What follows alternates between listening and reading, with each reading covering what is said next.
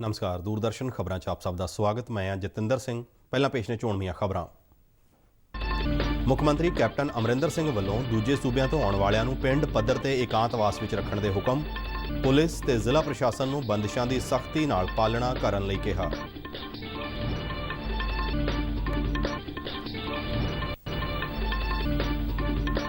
ਪੰਜਾਬ ਵਿੱਚ corona positive ਮਾਮਲਿਆਂ ਵਿੱਚ ਵਾਧਾ ਦਰਜ ਕੀਤਾ ਜਾ ਰਿਹਾ ਹੈ। ਪੰਜਾਬ ਦੇ ਕਈ ਸ਼ਹਿਰਾਂ ਵਿੱਚ ਕੱਲ੍ਹ ਨਵੇਂ ਮਾਮਲੇ ਸਾਹਮਣੇ ਆਏ।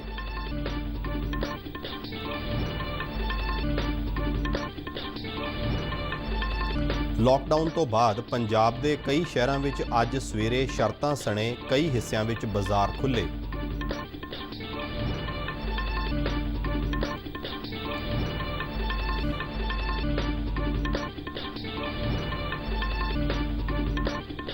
ਪੰਜਾਬ ਸਰਕਾਰ ਨੇ ਸ਼ਾਹਪੁਰ ਕੰਢੀ ਡੈਮ ਤੇ ਮਜ਼ਦੂਰਾਂ ਦੀ ਉਪਲਬਧਤਾ ਤੇ ਕੋਵਿਡ-19 ਸੁਰੱਖਿਆ ਪ੍ਰਬੰਧਾਂ ਦਾ ਜਾਇਜ਼ਾ ਲੈਣ ਮਗਰੋਂ ਇਸ ਪ੍ਰੋਜੈਕਟ ਤੇ ਉਸਾਰੀ ਦਾ ਕੰਮ ਮੁੜ ਸ਼ੁਰੂ ਕੀਤਾ।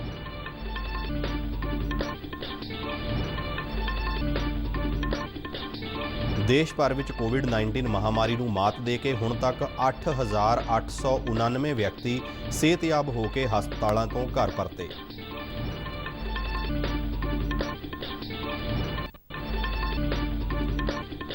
ਕੇਂਦਰੀ ਗ੍ਰਹਿ ਮੰਤਰਾਲੇ ਨੇ ਸੂਬਿਆਂ ਤੇ ਕੇਂਦਰ ਸ਼ਾਸਤ ਪ੍ਰਦੇਸ਼ਾਂ ਨੂੰ ਟਰੱਕਾਂ ਤੇ ਮਾਲ ਢੋਣ ਵਾਲੇ ਵਾਹਨਾਂ ਦੀ ਬੇਰੋਕ-ਟੋਕ ਆਵਾਜਾਈ ਯਕੀਨੀ ਬਣਾਉਣ ਲਈ ਕਿਹਾ।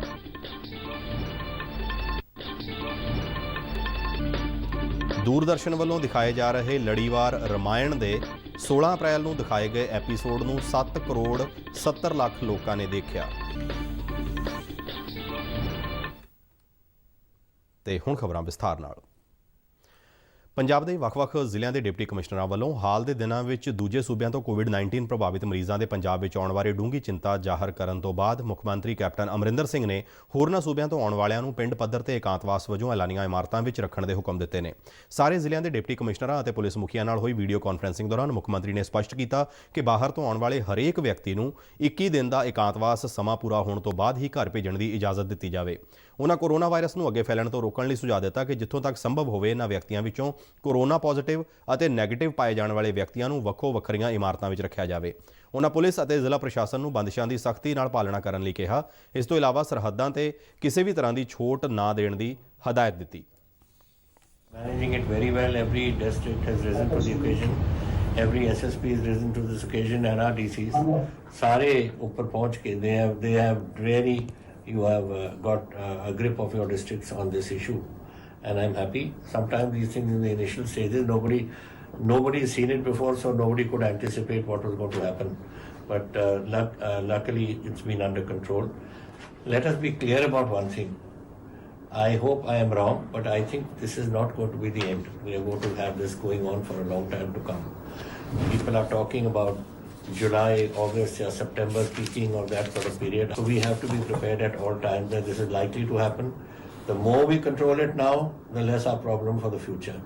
Because ਇਹ ਵੀ ਜਿਹੜਾ ਸ਼ੁਰੂ 'ਚ ਅਸੀਂ ਗੱਲ ਕਰ ਰਹੇ ਸੀ, ਲੋਕ ਜਾ ਰਹੇ ਨੇ ਆਪਣੇ ਪਿੰਡਾਂ ਦੇ ਵਿੱਚ, ਉਹਨਾਂ ਨੇ ਉੱਥੇ ਬਣਾ ਦੇਣਾ and then we'll be running around sort of quarantining the whole village ਵਗੈਰਾ। ਇਹ ਬੜੀ ਪ੍ਰੋਬਲਮ ਸਾਡੇ ਵਾਸਤੇ ਆ ਜਾਣੀ ਹੈ।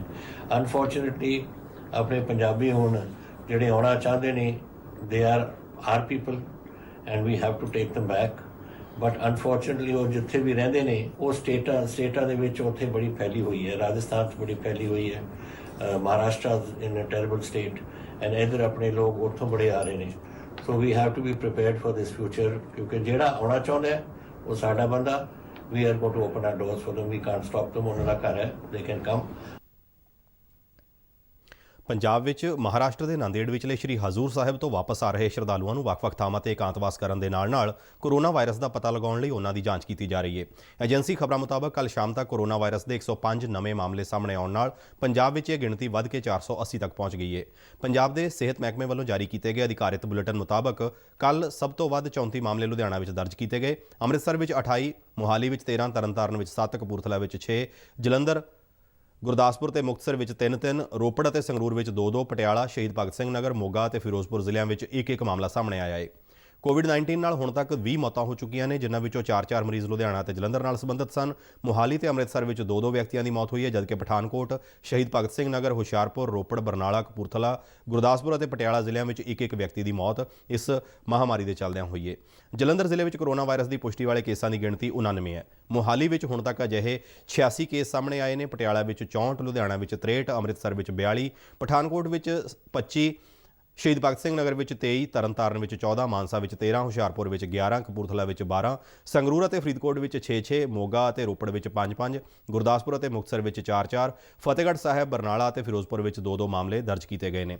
ਸੂਬੇ ਵਿੱਚ ਹੁਣ ਤੱਕ 104 ਮਰੀਜ਼ ਇਲਾਜ ਮਗਰੋਂ ਸਿਹਤਯਾਬ ਹੋ ਕੇ ਘਰੀਂ ਵਾਪਸ ਪਰਤ ਗਏ ਨੇ। ਹੁਣ ਤੱਕ ਸੂਬੇ ਵਿੱਚ 21,205 ਕੋਰੋਨਾ ਵਾਇਰਸ ਦੀ ਜਾਂਚ ਲਈ ਸੈਂਪਲ ਲਏ ਗਏ ਨੇ, ਜਿਨ੍ਹਾਂ ਵਿੱਚੋਂ 17,286 ਸੈਂਪਲ ਨੈਗੇਟਿਵ ਪਾਏ ਗਏ ਨੇ ਤੇ 3,439 ਸੈਂਪਲਾਂ ਦੀ ਰਿਪੋਰਟ ਆਉਣੀ ਅਜੇ ਬਾਕੀ ਹੈ। ਕੁੱਲ 356 ਐਕਟਿਵ ਮਾਮਲਿਆਂ ਵਿੱਚੋਂ ਸਿਰਫ ਇੱਕ ਮਰੀਜ਼ ਨੂੰ ਆਕਸੀਜਨ ਤੇ ਰੱਖਿਆ ਗਿਆ ਹੈ। ਕੋਰੋਨਾ ਵਾਇਰਸ ਦੇ ਚੱਲਦਿਆਂ ਸੂਬੇ ਭਰ ਵਿੱਚ ਕੀਤੇ ਗਏ ਲਾਕਡਾਊਨ ਦੌਰਾਨ ਸੂਬਾ ਸਰਕਾਰ ਵੱਲੋਂ ਦੁਕਾਨਦਾਰਾਂ ਨੂੰ ਸਵੇਰੇ 7 ਤੋਂ 11 ਵਜੇ ਤੱਕ ਕੁਝ ਸ਼ਰਤਾਂ ਨਾਲ ਦੁਕਾਨਾਂ ਖੋਲ੍ਹਣ ਦੀ ਛੋਟ ਦਿੱਤੀ ਗਈ ਸੀ। ਗੁਰਦਾਸਪੁਰ ਵਿੱਚ ਅੱਜ ਸਵੇਰੇ ਕਈ ਬਾਜ਼ਾਰ ਖੁੱਲ੍ਹੇ ਦੇਖਣ ਨੂੰ ਮਿਲੇ। ਗੁਰਦਾਸਪੁਰ ਦੇ ਡਿਪਟੀ ਕਮਿਸ਼ਨਰ ਨਾਲ ਕੱਲ੍ਹ ਹੋਈ ਮੀਟਿੰਗ ਵਿੱਚ ਬਣੀ ਸਹਿਮਤੀ ਤੋਂ ਬਾਅਦ ਦੁਕਾਨਦਾਰਾਂ ਨੂੰ ਕੁਝ ਸ਼ਰਤਾਂ ਨਾਲ ਦੁਕਾਨਾਂ ਖੋਲ੍ਹਣ ਦੀ ਮਨਜ਼ੂਰੀ ਮਿਲੀ ਸੀ। ਵਪਾਰ ਮੰਡਲ ਗੁਰਦਾਸਪੁਰ ਦੇ ਪ੍ਰਧਾਨ ਸੰਦੀਪ ਅਬਰੌਲ ਨੇ ਦੱਸਿਆ ਕਿ ਵਪਾਰੀਆਂ ਨੇ ਸਰਕਾਰ ਨੂੰ ਕੋਵਿਡ-19 ਦੇ ਟਾਕਰੇ ਵਿੱਚ ਆਪਣਾ ਸਹਿਯੋਗ ਦੇਣ ਦਾ ਭਰੋਸਾ ਦਿੱਤਾ ਸੀ। ਇਸ ਲਈ ਬਾਜ਼ਾਰ ਖੁੱਲ੍ਹਣ ਮੌਕੇ ਸਮਾਜਿਕ ਦੂਰੀ ਅਤੇ ਹੋਰ ਸ਼ਰਤਾਂ ਦੀ ਬਿਨ ਪਾਲਣਾ ਕਰਨ ਦਾ ਯਤਨ ਕੀਤਾ ਗਿਆ ਹੈ। ਚੈਂਬਰ ਆਫ ਕਮਰਸ ਵੱਲੋਂ ਜਿਹੜੀ ਰਿਪਰੈਜ਼ੈਂਟ ਕੀਤਾ ਸੀ ਔਰ ਸਾਡੇ ਨਾਲ ਸਾਡੀ ਟੀਮ ਪੂਰੀ ਗਈ ਸੀ। ਉਹਦੇ 'ਚ ਇਹ ਫੈਸਲਾ ਹੋਇਆ ਸੀ ਡੀ ਸਾਹਿਬ ਨੇ ਕਿ ਅਸੀਂ ਵੀ ਤੁਸੀਂ ਜਿਹੜਾ ਲਾਕਡਾਊਨ ਤੋਂ ਅਸੀਂ ਤੁਹਾਨੂੰ ਫ੍ਰੀ ਕਰ ਰਹੇ ਹਾਂ ਥੋੜ੍ਹਾ ਜਿਹਾ, ਤੁਸੀਂ ਆਪਣੀਆਂ ਜਿਹੜੀਆਂ ਸਾਨੂੰ ਮੁੱਖ ਡਿਮਾਂਡ ਰੱਖੋ। ਅਸੀਂ ਤੇ ਸਭ ਤੋਂ ਪਹਿਲਾਂ ਕਿਹਾ ਸੀ ਕਿ ਤੁਸੀਂ ਥੋੜ੍ਹਾ ਜਿਹਾ ਪਹਿਲਾਂ ਬਾਕੀ ਜ਼ਿਲ੍ਹਾ ਰਿਜ਼ਲਟ ਦੇਖੋ ਫਿਰ ਉਹਨੂੰ ਲਾਗੂ ਕੀਤਾ ਜੇ। ਸਾਡੀ ਡਿਮਾਂਡ ਉਹਨਾਂ ਨੇ ਮੰਗੀ ਔਰ ਇੱਕ ਦਿਨ ਬਾਅਦ ਲਾਗੂ ਕੀਤਾ।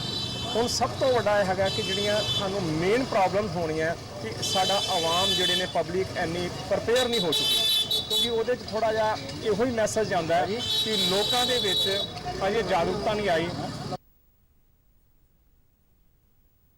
ਦੂਜੇ ਪਾਸੇ ਗੁਰਦਾਸਪੁਰ ਦੇ ਐਸਐਸਪੀ ਸਵਰਨਦੀਪ ਸਿੰਘ ਵੱਲੋਂ ਅੱਜ ਵਿਸ਼ੇਸ਼ ਤੌਰ ਤੇ ਬਾਜ਼ਾਰਾਂ ਦਾ ਦੌਰਾ ਕੀਤਾ ਗਿਆ। ਉਹਨਾਂ ਦੱਸਿਆ ਕਿ ਕੁਝ ਸ਼ਰਤਾਂ ਨਾਲ ਅੱਜ ਸਵੇਰੇ 11 ਵਜੇ ਤੱਕ ਦੁਕਾਨਾਂ ਖੋਲ੍ਹਣ ਦੀ ਛੋਟ ਦਿੱਤੀ ਗਈ ਸੀ। ਇਸ ਦੌਰਾਨ ਨਿਰਧਾਰਿਤ ਹਦਾਇਤਾਂ ਦੀ ਉਲੰਘਣਾ ਕਰਨ ਵਾਲਿਆਂ ਖਿਲਾਫ ਕਾਰਵਾਈ ਵੀ ਕੀਤੀ ਗਈ। ਜਿਹੜੀ ਪਰਮਿਸ਼ਨ ਨਵੇਂ ਆਪਣੇ ਸਰਕਾਰ ਦੇ ਹੁਕਮ ਆਏ ਸੀ ਉਹ 7 ਤੋਂ 11 ਖੁੱਲ੍ਹਣ ਦੇ ਸੀਗੇ। ਕੱਲ੍ਹ ਅਸੀਂ ਡੀਸੀ ਸਾਹਿਬ ਨਾਲ ਮੈਂ ਆਪ ਬਹਿ ਕੇ ਆਪਣੇ ਨਾਲ ਜਿਹੜੇ ਜਿੰਨੇ ਵੀ ਦੁਕਾਨਦਾਰ ਐਸੋਸੀਏਸ਼ਨਸ ਹੋਰ ਹੈਗੀਆਂ ਉਹਨਾਂ ਨਾਲ ਮੀਟਿੰਗ ਕਰ ਲਈ ਸੀ ਅਸੀਂ ਕਿ ਕਿਹੜੀ ਦੁਕਾਨਾਂ ਕਦੋਂ ਖੁੱਲ੍ਹਣੀਆਂ ਹੈਗੀਆਂ। ਜਿਹੜਾ ਟਾਈਮ ਹੈ ਦੁਕਾਨਾਂ ਦਾ ਉਹੀ ਰਹੂਗਾ 7 ਤੋਂ 11, ਲੇਕਿਨ ਜਿਹੜੀ ਮੈਡੀਸਿਨ ਸੇ ਸ਼ਾਪਸ ਜਿਹੜੀ ਹੈਗੀਆਂ ਉਹਨਾਂ ਨਾਲ ਅਸੀਂ ਇੱਕ ਛੂਟ ਦਿੱਤੀ ਹੈ ਤਾਂ ਕਿ ਲੋਕਾਂ ਨੂੰ ਕੋਈ ਪ੍ਰੋਬਲਮ ਨਾ ਆਵੇ। ਜਲੰਧਰ ਦੇ ਡਿਪਟੀ ਕਮਿਸ਼ਨਰ ਵਰਿੰਦਰ ਕੁਮਾਰ ਸ਼ਰਮਾ ਨੇ ਦੱਸਿਆ ਕਿ ਜ਼ਿਲ੍ਹੇ ਵਿੱਚ ਕੋਵਿਡ-19 ਦੇ ਟਾਕਰੇ ਲਈ ਹਰ ਸੰਭਵ ਉਪਰਾਲਾ ਕੀਤਾ ਜਾ ਰਿਹਾ ਹੈ। ਉਹਨਾਂ ਦੱਸਿਆ ਕਿ ਅੱਜ ਕਰਫਿਊ ਵਿੱਚ ਕੁਝ ਥਾਵਾਂ ਤੇ ਸ਼ਰਤਾਂ ਸਣੇ ਢਿੱਲ ਦਿੱਤੀ ਗਈ। ਪੇਂਡੂ ਇਲਾਕਿਆਂ ਅਤੇ ਸ਼ਹਿਰੀ ਖੇਤਰ ਵਿੱਚ ਜਿੱਥੇ ਕੋਵਿਡ-19 ਦਾ ਕੋਈ ਮਾਮਲਾ ਸਾਹਮਣੇ ਨਹੀਂ ਆਇਆ ਹੈ, ਕੁਝ ਰਿਆਇਤਾਂ ਦਿੱਤੀਆਂ ਗਈਆਂ ਨੇ। ਪੰਜਾਬ ਸਰਕਾਰ ਨੇ ਸ਼ਾਹਪੁਰ ਕੰਢੀ ਡੈਮ ਤੇ ਮਜ਼ਦੂਰਾਂ ਦੀ ਉਪਲਬਧਤਾ ਅਤੇ ਕੋਵਿਡ-19 ਸੁਰੱਖਿਆ ਪ੍ਰਬੰਧਾਂ ਦਾ ਜਾਇਜ਼ਾ ਲੈਣ ਮਗਰੋਂ ਇਸ ਪ੍ਰੋਜੈਕਟ ਤੇ ਉਸਾਰੀ ਦਾ ਕੰਮ ਮੁੜ ਸ਼ੁਰੂ ਕਰ ਦਿੱਤਾ ਹੈ। ਨਿਰਮਾਣ ਕਾਰਜ ਦੀ ਸ਼ੁਰੂਆਤ ਜਲ ਸਰੋਤ ਵਿਭਾਗ ਦੇ ਪ੍ਰਿੰਸੀਪਲ ਸਕੱਤਰ ਏ ਵੇਣੂ ਪ੍ਰਸਾਦ ਦੀ ਮੌਜੂਦਗੀ ਵਿੱਚ ਕੀਤੀ ਗਈ। ਕੌਮੀ ਲਾਕਡਾਊਨ ਕਾਰਨ ਇਸ ਪ੍ਰੋਜੈਕਟ ਤੇ ਕੰਮ ਰੋਕ ਦਿੱਤਾ ਗਿਆ ਸੀ। 2700 ਕਰੋੜ ਰੁਪਏ ਦੀ ਲਾਗਤ ਵਾਲਾ ਇਹ ਪ੍ਰੋਜੈਕਟ ਰਾਵੀ ਦਰਿਆ ਉੱਪਰ ਲੱਗ ਰਿਹਾ ਹੈ ਅਤੇ ਇਸ ਡੈਮ ਦੇ ਮੁਕੰਮਲ ਹੋਣ ਮਗਰੋਂ ਰਾਵੀ ਦਰਿਆ ਦਾ ਉਹ ਪਾਣੀ ਜਿਹੜਾ ਹੁਣ ਪਾਕਿਸਤਾਨ ਵੱਲ ਵਹਿ ਰਿਹਾ ਹੈ, ਪੰਜਾਬ ਅਤੇ ਜੰਮੂ ਕਸ਼ਮੀਰ ਵਿੱਚ ਸਿੰਚਾਈ ਲਈ ਵਰਤਣਾ ਸੰਭਵ ਹੋ ਸਕੇਗਾ। ਕੇਂਦਰੀ ਗ੍ਰਹਿ ਮੰਤਰਾਲੇ ਵੱਲੋਂ 15 ਅਪ੍ਰੈਲ ਨੂੰ ਜਾਰੀ ਕੀਤੀਆਂ ਗਈਆਂ ਹਦਾਇਤਾਂ ਮੁਤਾਬਕ ਨਗਰ ਨਿਗਮ ਦੀ ਹੱਦ ਤੋਂ ਬਾਹਰ ਪੈਣ ਵਾਲੇ ਸਿੰਚਾਈ ਪ੍ਰੋਜੈਕਟਾਂ ਦੀ ਉਸਾਰੀ ਦਾ ਕੰਮ ਮੁੜ ਸ਼ੁਰੂ ਕਰਨ ਲਈ ਕਿਹਾ ਗਿਆ ਸੀ। ਹਦਾਇਤਾਂ ਵਿੱਚ ਇਹ ਵੀ ਸਪਸ਼ਟ ਕੀਤਾ ਗਿਆ ਸੀ ਕਿ ਪ੍ਰੋਜੈਕਟ ਵਾਲਾ ਖੇਤਰ ਕੰਟੇਨਮੈਂਟ ਜ਼ੋਨ ਅੰਦਰ ਨਹੀਂ ਹੋਣਾ ਚਾਹੀਦਾ। ਇੱਕ ਸਰਕਾਰੀ ਬੁਲਾਰੇ ਨੇ ਚੰਡੀਗੜ੍ਹ ਵਿੱਚ ਜਾਣਕਾਰੀ ਦਿੰਦਿਆਂ ਦੱਸਿਆ ਕਿ ਮੁੱਖ ਮੰਤਰੀ ਕੈਪਟਨ ਅਮਰਿੰਦਰ ਸਿੰਘ ਅਤੇ ਸੂਬੇ ਦੇ ਜਲ ਸਰੋਤ ਮੰਤਰੀ ਸੁਖਬਿੰਦਰ ਸਿੰਘ ਸਰਕਾਰੀਆ ਨੇ ਪਠਾਨਕੋਟ ਜ਼ਿਲ੍ਹਾ ਪ੍ਰਸ਼ਾਸਨ ਨੂੰ ਉਸਾਰੀ ਵਾਲੀ ਥਾਂ ਦਾ ਮੁਆਇਨਾ ਕਰਨ ਲਈ ਜ਼ਿੰਮੇਵਾਰੀ ਸੌਂਪੀ ਸੀ, ਜਿਸ ਮਗਰੋਂ ਇੱਕ 3 ਮੈਂਬਰੀ ਟੀਮ ਨੇ ਮੰਗਲਵਾਰ ਨੂੰ ਉਸਾਰੀ ਵਾਲੀ ਥਾਂ ਦਾ ਦੌਰਾ ਕੀਤਾ ਤਾਂ ਜੋ ਕੰਮ ਸ਼ੁਰੂ ਕਰਨ ਦੀ ਜ਼ਮੀਨੀ ਹਕੀਕਤ ਬਾਰੇ ਜਾਣਕਾਰੀ ਹਾਸਲ ਕੀਤੀ ਜਾ ਸਕੇ। ਟੀਮ ਨੇ ਆਪਣੀ ਰਿਪੋਰਟ ਵਿੱਚ ਦੱਸਿਆ ਕਿ ਉਸਾਰੀ ਦੇ ਕੰਮ ਵਿੱਚ ਲੱਗੇ ਹੋਏ ਮਜ਼ਦੂਰ ਇੱਥੇ ਬਣਾਏ ਹੋਏ ਸ਼ੈੱਡਾਂ ਵਿੱਚ ਰਹਿ ਰਹੇ ਨੇ ਅਤੇ ਇਸ ਥਾਂ ਤੇ ਦਾਖਲੇ ਲਈ ਇੱਕੋ ਹੀ ਰਸਤਾ ਹੈ ਜਿੱਥੇ ਬੈਰੀਗੇਟ ਲੱਗਾ ਹੋਇਆ ਹੈ। ਟੀਮ ਵੱਲੋਂ ਇਸ ਕੰਮ ਵਿੱਚ ਲੱਗੀ ਹੋਈ ਏਜੰਸੀ ਦੇ ਅਧਿਕਾਰੀਆਂ ਨਾਲ ਮੁਲਾਕਾਤ ਕਰਕੇ ਕੋਵਿਡ-19 ਦੇ ਟਾਕਰੇ ਲਈ ਸਾਰੇ ਲੋੜੀਂਦੇ ਕਦਮ ਚੁੱਕਣ ਲਈ ਕੀਤੇ ਜਾ ਰਹੇ ਉਪਰਾਲਿਆਂ ਦੀ ਜਾਣਕਾਰੀ ਵੀ ਹਾਸਲ ਕੀਤੀ ਗਈ। ਦੂਰਦਰਸ਼ਨ ਕੇਂਦਰ ਜਲੰਧਰ ਦੇ ਪ੍ਰੋਗਰਾਮ ਮੁਖੀ ਇੰਦੂ ਵਰਮਾ ਸਮੇਤ 4 ਹੋਰ ਅਧਿਕਾਰੀ ਅਤੇ ਮੁਲਾਜ਼ਮ ਕੱਲ੍ਹ ਸੇਵਾ ਮੁਕਤ ਹੋ ਗਏ। ਸੇਵਾ ਮੁਕਤ ਹੋਣ ਵਾਲਿਆਂ ਵਿੱਚ ਸਹਾਇਕ ਇੰਜੀਨੀਅਰ ਮਹਿੰਦਰ ਲਾਲ, ਸੀਨੀਅਰ ਟੈਕਨੀਸ਼ੀਅਨ ਦੇਵਰਾਜ, UDC ਰਤਨ ਲਾਲ ਅਤੇ ਹੈਲਪਰ ਰਮੇਸ਼ ਸ਼ਾਮਲ ਨੇ। ਦੂਰਦਰਸ਼ਨ ਕੇਂਦਰ ਜਲੰਧਰ ਦੇ ਅਧਿਕਾਰੀਆਂ ਅਤੇ ਉਹਨਾਂ ਦੇ ਸਾਥੀ ਕਰਮਚਾਰੀਆਂ ਵੱਲੋਂ ਸੇਵਾ ਮੁਕਤ ਹੋਏ ਕਰਮਚਾਰੀਆਂ ਵੱਲੋਂ ਸੇਵਾ ਕਾਲ ਦੌਰਾਨ ਦਿੱਤੀਆਂ ਗਈਆਂ ਸ਼ਾਨਦਾਰ ਸੇਵਾਵਾਂ ਦੀ ਚਰਚਾ ਕੀਤੀ ਗਈ ਅਤੇ ਸੇਵਾ ਮੁਕਤ ਹੋਏ ਆਪਣੇ ਸਾਥੀਆਂ ਅਤੇ ਉਹਨਾਂ ਦੇ ਪਰਿਵਾਰਾਂ ਨੂੰ ਆਪਣੀਆਂ ਸ਼ੁਭ ਕਾਮਨਾਵਾਂ ਦਿੰਦੇ ਹੋਏ ਉਹਨਾਂ ਦੇ ਰੌਸ਼ਨ ਭਵਿੱਖ ਦੀ ਕਾਮਨਾ ਕੀਤੀ। ਪ੍ਰਧਾਨ ਮੰਤਰੀ ਨਰਿੰਦਰ ਮੋਦੀ ਨੇ ਸਾਰੀਆਂ ਸਬੰਧਿਤ ਧਿਰਾਂ ਨੂੰ ਹਦਾਇਤ ਦਿੱਤੀ ਹੈ ਕਿ ਉਹ ਪੂੰਜੀਕਾਰੀ ਦੀਆਂ ਮੁਸ਼ਕਲਾਂ ਦਾ ਹੱਲ ਤਰਜੀਹ ਦੇ ਆਧਾਰ ਤੇ ਕੱਢਣ। ਕੇਂਦਰ ਅਤੇ ਸੂਬਾ ਸਰਕਾਰਾਂ ਦੀਆਂ ਲੋੜੀਂਦੀਆਂ ਮਨਜ਼ੂਰੀਆਂ ਅਜਿਹੇ ਪੂੰਜੀਕਾਰੀਆਂ ਨੂੰ ਨਿਰਧਾਰਿਤ ਸਮਾਂ ਹੱਦ ਦੇ ਅੰਦਰ ਮਿਲ ਜਾਣੀਆਂ ਚਾਹੀਦੀਆਂ ਨੇ। ਨਵੀਂ ਦਿੱਲੀ ਵਿੱਚ ਹੋਈ ਇੱਕ ਉੱਚ ਪੱਧਰੀ ਮੀਟਿੰਗ ਵਿੱਚ ਦੇਸ਼ ਵਿੱਚ ਵਧੇਰੇ ਵਿਦੇਸ਼ੀ ਪੂੰਜੀਕਾਰੀ ਨੂੰ ਪ੍ਰੋਤਸਾਹਿਤ ਕਰਨ ਦੀ ਰਣਨੀਤੀ ਤੇ ਵਿਸਥਾਰਤ ਚਰਚਾ ਕੀਤੀ ਗਈ। ਮੀਟਿੰਗ ਵਿੱਚ ਕੋਵਿਡ ਮਹਾਮਾਰੀ ਨੂੰ ਧਿਆਨ ਵਿੱਚ ਰੱਖਦਿਆਂ ਅਰਥਚਾਰੇ ਨੂੰ ਹੁਲਾਰਾ ਦੇਣ ਅਤੇ ਪੂੰਜੀਕਾਰੀ ਨੂੰ ਹੱਲਾਸ਼ੇਰੀ ਦੇਣ ਬਾਰੇ ਵੀ ਚਰਚਾ ਕੀਤੀ ਗਈ। ਮੀਟਿੰਗ ਵਿੱਚ ਕਿਹਾ ਗਿਆ ਕਿ ਦੇਸ਼ ਵਿੱਚ ਉਪਲਬਧ ਮੌਜੂਦਾ ਸਨਅਤੀ ਜ਼ਮੀਨ ਤੇ ਬੁਨਿਆਦੀ ਢਾਂਚਾ ਵਿਕਸਿਤ ਕਰਨ ਦੀ ਯੋਜਨਾ ਬਣਾਈ ਜਾਣੀ ਚਾਹੀਦੀ ਹੈ ਅਤੇ ਸਨਅਤਾਂ ਨੂੰ ਲੋੜੀਂਦਾ ਮਾਲੀ ਸਹਿਯੋਗ ਉਪਲਬਧ ਕਰਵਾਉਣਾ ਚਾਹੀਦਾ ਹੈ। ਮੀਟਿੰਗ ਦੌਰਾਨ ਦੇਸ਼ ਵਿੱਚ ਤੇਜ਼ੀ ਨਾਲ ਪੂੰਜੀਕਾਰੀ ਵਧਾਉਣ ਲਈ ਵੱਖ-ਵੱਖ ਰਣਨੀਤੀਆਂ ਅਤੇ ਘਰੇਲੂ ਖੇਤਰ ਨੂੰ ਹੱਲਾਸ਼ੇਰੀ ਦੇਣ ਤੇ ਵੀ ਵਿਚਾਰ ਵਟਾਂਦਰਾ ਕੀਤਾ ਗਿਆ। ਸੂਬਿਆਂ ਨੂੰ ਵੀ ਆਪਣੇ ਪੱਧਰ ਤੇ ਪੂੰਜੀਕਾਰੀ ਨੂੰ ਹੁਲਾਰਾ ਦੇਣ ਵਰਗੀਆਂ ਨੀਤੀਆਂ ਤੇ ਵੀ ਚਰਚਾ ਹੋਈ। ਮੀਟਿੰਗ ਵਿੱਚ ਕਿਹਾ ਗਿਆ ਕਿ ਵੱਖ-ਵੱਖ ਮੰਤਰਾਲਿਆਂ ਵੱਲੋਂ ਸ਼ੁਰੂ ਕੀਤੇ ਗਏ ਸੁਧਾਰ ਜਾਰੀ ਰਹਿਣੇ ਚਾਹੀਦੇ ਨੇ। ਸਨਅਤੀ ਵਿਕਾਸ ਅਤੇ ਪੂੰਜੀਕਾਰੀ 'ਚ ਅੜਿੱਕਾ ਡਾਉਣ ਵਾਲੀਆਂ ਸਮੱਸਿਆਵਾਂ ਦਾ ਹੱਲ ਸਮਾਂਬੱਧ ਢੰਗ ਨਾਲ ਕੀਤਾ ਜਾਣਾ ਚਾਹੀਦਾ ਹੈ। ਮੀਟਿੰਗ ਵਿੱਚ ਖਜ਼ਾਨਾ ਮੰਤਰੀ, ਗ੍ਰਹਿ ਮੰਤਰੀ, ਵਣਜ ਅਤੇ ਸਨਅਤ ਮੰਤਰੀ ਸਮੇਤ ਇਨ੍ਹਾਂ ਮੰਤਰਾਲਿਆਂ ਦੇ ਸੀਨੀਅਰ ਅਧਿਕਾਰੀਆਂ ਨੇ ਵੀ ਹਿੱਸਾ ਲਿਆ। ਦੇਸ਼ ਭਰ ਵਿੱਚ ਕੋਵਿਡ-19 ਮਹਾਮਾਰੀ ਦੀ ਪੁਸ਼ਟੀ ਵਾਲੇ ਕੇਸਾਂ ਦੀ ਗਿਣਤੀ ਵਿੱਚ ਲਗਾਤਾਰ ਵਾਧਾ ਦਰਜ ਕੀਤਾ ਜਾ ਰਿਹਾ ਹੈ। ਕੇਂਦਰੀ ਸਿਹਤ ਮੰਤਰਾਲੇ ਦੇ ਬੁਲਾਰੇ ਲਵ ਅਗਰਵਾਲ ਨੇ ਨਵੀਂ ਦਿੱਲੀ ਵਿੱਚ ਇਹ ਜਾਣਕਾਰੀ ਦਿੰਦਿਆਂ ਦੱਸਿਆ ਕਿ ਪਿਛਲੇ 14 ਦਿਨਾਂ ਦੌਰਾਨ ਵਾਇਰਸ ਦੀ ਪੁਸ਼ਟੀ ਵਾਲੇ ਵਿਅਕਤੀਆਂ ਦੇ ਸਿਹਤਯਾਬ ਹੋਣ ਦਾ ਅੰਕੜਾ 13.06 ਤੋਂ ਵੱਧ ਕੇ 25% ਤੱਕ ਪੁੱਜ ਗਿਆ ਹੈ, ਜਿਹੜਾ ਇੱਕ ਚੰਗਾ ਸੰਕੇਤ ਹੈ। ਹਾਲ ਦੀ ਘੜੀ ਦੇਸ਼ ਵਿੱਚ ਕੋਰੋਨਾ ਮਰੀਜ਼ਾਂ ਦੇ ਦੁੱਗਣਾ ਹੋਣ ਦੀ ਦਰ 11 ਦਿਨ ਦੀ ਹੋ ਗਈ ਹੈ। ਲਾਕਡਾਊਨ ਤੋਂ ਪਹਿਲਾਂ ਇਹ ਦਰ 3.4 ਦਿਨ ਸੀ। ਇਸ ਵਾਇਰਸ ਨੂੰ ਮਾਤ ਦੇ ਕੇ ਹੁਣ ਤੱਕ 8,899 ਵਿਅਕਤੀ ਸਿਹਤਯਾਬ ਹੋ ਕੇ ਘਰ ਵਾਪਸ ਪਰਤ ਚੁੱਕੇ ਨੇ, ਜਦਕਿ ਇਸ ਨਾਮੁਰਾਦ ਬਿਮਾਰੀ ਨੇ 1,147 ਮਰੀਜ਼ਾਂ ਦੀ ਜਾਨ ਲਈ ਹੈ। ਪੰਜਾਬ, ਦਿੱਲੀ, ਉੱਤਰ ਪ੍ਰਦੇਸ਼, ਜੰਮੂ ਕਸ਼ਮੀਰ, ਉੜੀਸਾ, ਰਾਜਸਥਾਨ ਅਤੇ ਤਾਮਿਲਨਾਡੂ ਵਿੱਚ ਵਾਇਰਸ ਦੀ ਪੁਸ਼ਟੀ ਵਾਲੇ ਕੇਸਾਂ ਦੀ ਗਿਣਤੀ ਦੇ ਦੁੱਗਣਾ ਹੋਣ ਦੀ ਦਰ ਕੌਮੀ ਔਸਤ ਤੋਂ ਵੱਧ ਹੈ। ਕਰਨਾਟਕ, ਲੱਦਾਖ, ਹਰਿਆਣਾ, ਉੱਤਰਾਖੰਡ ਅਤੇ ਕੇਰਲ ਵਿੱਚ ਇਹ ਔਸਤ 20 ਤੋਂ 40 ਦਿਨ ਦੇ ਵਿਚਕਾਰ ਹੈ। ਅਸਮ, ਤੇਲੰਗਾਨਾ, ਛੱਤੀਸਗੜ੍ਹ ਵਿੱਚ ਕੋਰੋਨਾ ਵਾਇਰਸ ਦੀ ਪੁਸ਼ਟੀ ਵਾਲੇ ਕੇਸਾਂ ਦੀ ਗਿਣਤੀ ਦੁੱਗਣਾ ਹੋਣ ਦੀ ਦਰ 40 ਦਿਨ ਤੋਂ ਵੱਧ ਹੈ। ਕੋਵਿਡ-19 ਮਹਾਮਾਰੀ ਨਾਲ ਮਰਨ ਵਾਲਿਆਂ ਦੀ ਦਰ 3.2% ਹੈ। ਮ੍ਰਿਤਕਾਂ ਵਿੱਚ 78% ਵਿਅਕਤੀ ਕਿਸੇ ਹੋਰ ਬਿਮਾਰੀ ਤੋਂ ਵੀ ਪੀੜਤ ਸਨ। ਦੇਸ਼ ਵਿੱਚ ਇਸ ਵੇਲੇ 23,651 ਵਿਅਕਤੀਆਂ ਦਾ ਇਲਾਜ ਚੱਲ ਰਿਹਾ ਹੈ। ਕੇਂਦਰੀ ਸਿਹਤ ਮੰਤਰਾਲੇ ਨੇ ਗੈਰ ਕੋਵਿਡ ਸਿਹਤ ਸਹੂਲਤ ਕੇਂਦਰਾਂ ਵਿੱਚ ਕੋਰੋਨਾ ਵਾਇਰਸ ਦੀ ਪੁਸ਼ਟੀ ਵਾਲੇ ਕੇਸਾਂ ਜਾਂ ਸ਼ੱਕੀ ਮਾਮਲਿਆਂ ਬਾਰੇ ਦਿਸ਼ਾ ਨਿਰਦੇਸ਼ ਜਾਰੀ ਕੀਤੇ ਨੇ। ਅਜਿਹੇ ਕੇਂਦਰਾਂ ਵਿੱਚ ਸੈਨੀਟਾਈਜ਼ੇਸ਼ਨ ਦੀ ਪ੍ਰਕਿਰਿਆ ਪੂਰੀ ਕਰਨ ਤੋਂ ਬਾਅਦ ਸਿਹਤ ਸੇਵਾਵਾਂ ਜਾਰੀ ਰੱਖੀਆਂ ਜਾ ਸਕਦੀਆਂ ਨੇ। ਹਾਈਡਰੋਕਸੀ ਕਲੋਰੋਕੁਇਨ ਦੀ ਵਰਤੋਂ ਬਾਰੇ ਵੀ ਵਿਸਥਾਰ ਵਿੱਚ ਹਦਾਇਤਾਂ ਪਿਛਲੇ ਮਹੀਨੇ ਦੀ 23 ਤਰੀਕ ਨੂੰ ਜਾਰੀ ਕੀਤੀਆਂ ਗਈਆਂ ਸਨ। ICMR ਸੂਬਿਆਂ ਵਿੱਚ ਰੈਪਿਡ ਐਂਟੀਬਾਡੀ ਟੈਸਟ ਕਿੱਟ ਦੀ ਵਰਤੋਂ ਦੇ ਸਬੰਧ ਵਿੱਚ ਤਾਲਮੇਲ ਕਾਇਮ ਕਰ ਰਿਹਾ ਹੈ। ਸਿਹਤ ਮੰਤਰਾਲੇ ਦੇ ਅਧਿਕਾਰੀਆਂ ਨੇ ਦੱਸਿਆ ਕਿ ਇਹ ਸਮਝਣ ਦੀ ਲੋੜ ਹੈ ਕਿ ਇਸ ਜਾਂਚ ਦਾ ਦਾਇਰਾ ਸੀਮਤ ਹੈ ਅਤੇ ਇਸ ਦੀ ਵਰਤੋਂ ਵੀ ਸੀਮਤ ਜਾਂਚ ਲਈ ਹੀ ਕੀਤੀ ਜਾਂਦੀ ਹੈ। ਪਿਛਲੇ 5 ਦਿਨਾਂ ਵਿੱਚ 49,800 ਵਿਅਕਤੀਆਂ ਦੀ ਜਾਂਚ ਕੀਤੀ ਗਈ ਹੈ। ਉਨ੍ਹਾਂ ਕਿਹਾ ਕਿ ਹਾਲ ਦੀ ਘੜੀ ਕੋਵਿਡ-19 ਦਾ ਕੋਈ ਪੁਖਤਾ ਇਲਾਜ ਨਹੀਂ ਹੈ। ਵੱਖ-ਵੱਖ ਦਵਾਈਆਂ ਦੀ ਜਾਂਚ ਤਜਰਬੇ ਦੇ ਤੌਰ ਤੇ ਹੋ ਰਹੀ ਹੈ। ਸਰਕਾਰ ਦੇ ਵੱਖੋ-ਵੱਖਰੇ ਸੰਗਠਨ ਕੋਵਿਡ-19 ਦੀ ਦਵਾਈ ਬਣਾਉਣ ਵਿੱਚ ਰੁੱਝੇ ਹੋਏ ਨੇ। ਐਂਟੀਡੋਟ ਵੀ ਜਾਂਚ ਵੀ ਅਜੇ ਚੱਲ ਰਹੀ ਹੈ। 1780 नए केसेस आए हैं, जिससे कि देश में रिपोर्ट हुए टोटल केसेस की संख्या अब बढ़कर 33,050 केसेस हो चुकी है। अगर हम देखें जो हमारे पास अभी एक्टिव मेडिकल सुपरविजन के केसेस हैं तो वह संख्या 23,651 है। पिछले 24 घंटे में 630 पेशेंट वो क्योर भी हो गए, जिससे कि हमारे टोटल क्योर्ड पेशेंट्स की संख्या बढ़कर अब 8,324 हो चुकी है। इस तरीके से अगर हम देखें तो हम पाते कि हमारे देश में टोटल रिकवरी रेट प्रेजेंटली 25.19% है। रिकवरी रेट के अंदर हम एक प्रोग्रेसिव ट्रेंड ऑब्जर्व कर रहे हैं। जैसा कि आप लोगों को इससे पहले भी बताया है कि 14 दिन पहले का अगर रिकवरी रेट देखें तो वह 13.06% था, जो कि अब बढ़कर 25% के ऊपर पहुंच गया है।